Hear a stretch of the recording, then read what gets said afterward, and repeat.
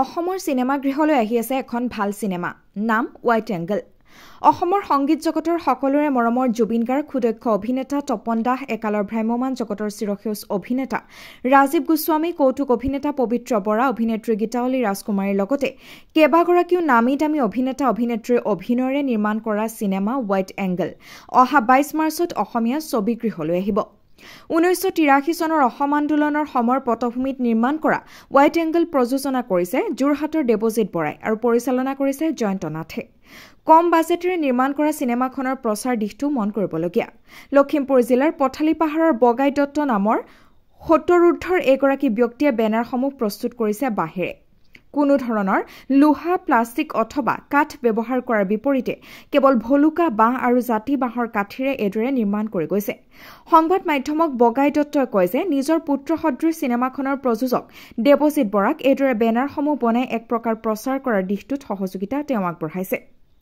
এজন হট আৰু সাহসী সাংবাদিকৰ চৰিত্ৰত অভিনয় কৰা সুদক্ষ অভিনেতা তপন দাস আৰু জনপ্ৰিয় কণ্ঠশিল্পী জুবিন গাৰ্গৰ অভিনয় চাবলৈ দৰ্শকে অহা 22 মাৰ্চলৈ অপেক্ষা কৰক আৰু উপভোগ কৰক সাংবাদিকৰ জীৱনৰ ওপৰত এখন Assamese cinema white angle news desk report ৰাইজৰ বাৰ্তা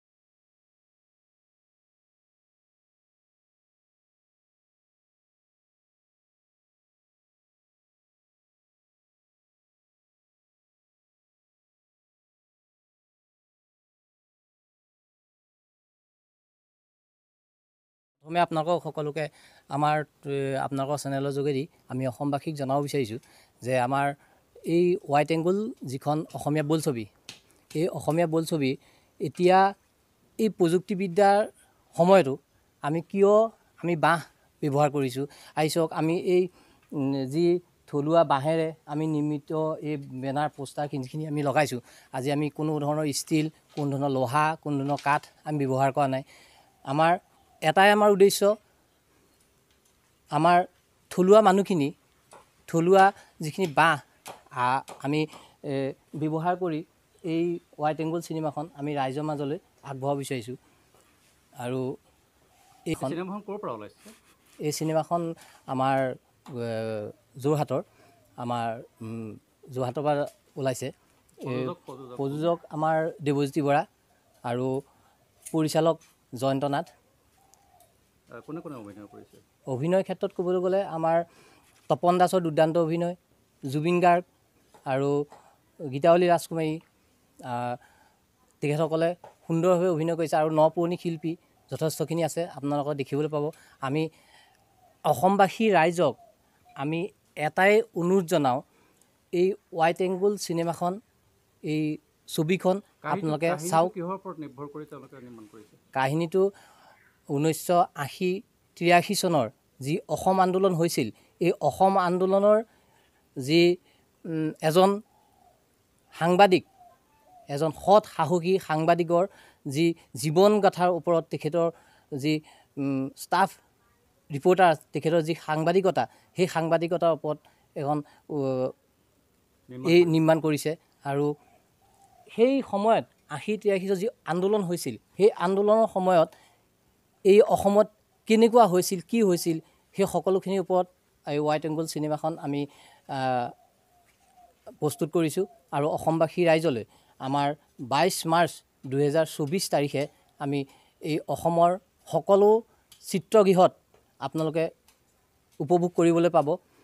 আৰু আচলতে বাজেট বুলি ক'লে আমি এই হোৱাইট এংগল চিনেমাখন আমি ৰাইজৰ মাজলৈ দিব বিচাৰিছোঁ। আমাৰ বিশেষকৈ কি হয়, এতিয়া আমাৰ এই বৰ্তমান অসমীয়া চিনেমাৰ যি ধাৰা, এই ধাৰা সুন্দৰভাৱে অটুট ৰাখিবৰ কাৰণে আমাৰ সমূহ অসমবাসী ৰাইজক আমি আহ্বান জনাইছোঁ।